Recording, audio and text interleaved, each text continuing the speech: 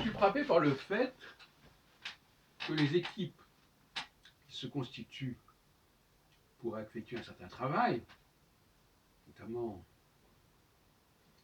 dans le bâtiment, dans les sortes de travaux comme ça, sont plus ou moins homogènes sur le plan culturel.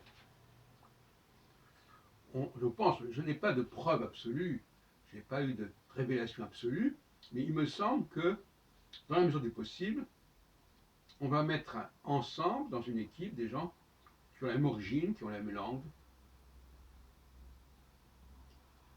Et ça se retrouve dans toutes sortes d'endroits. Ce qui accentue d'ailleurs un certain type de communautarisme.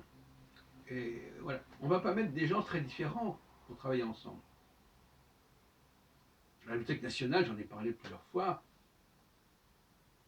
on va mettre des Africains, par exemple, pour la sécurité. C'est l'enseigne que parfois ils sont complètement à leur aise, ils discutent entre eux, même dans leur langue. Et les travaux, par exemple, qu'on fait actuellement de ravalement dans mon immeuble, ben, on voit bien que les travailleurs parlent un arabe. C'est pas par hasard. Alors, vous direz parce qu'il n'y a que ça. Non, mais c'est aussi parce que ça favorise le travail. C'est une instrumentalisation des différences. C'est-à-dire, ouais, ben oui, d'accord, justement, on va créer des équipes selon ces critères-là.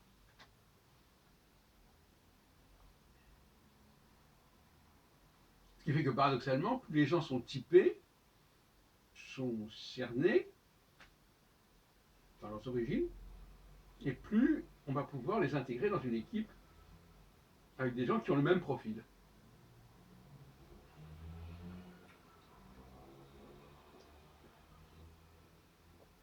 Ce qui ne va évidemment pas faciliter leur intégration au sens de Zemmour, c'est-à-dire, voilà, on est tous français, on a tous les mêmes valeurs, etc. Non, mais ça va favoriser leur intégration communautariste, c'est-à-dire au sein d'une société pluriculturelle, eh bien voilà, ces gens-là font partie d'une communauté qui a une réalité économique et qui a une viabilité.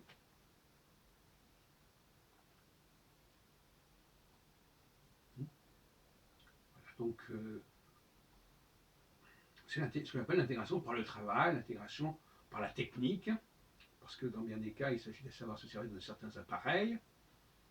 Ce n'est pas l'intégration au niveau de ce que j'appelle la surculture impériale, c'est-à-dire un savoir global, mais c'est une intégration à un niveau communautaire, à un niveau ethnique. Bien délimité, bien circonscrit.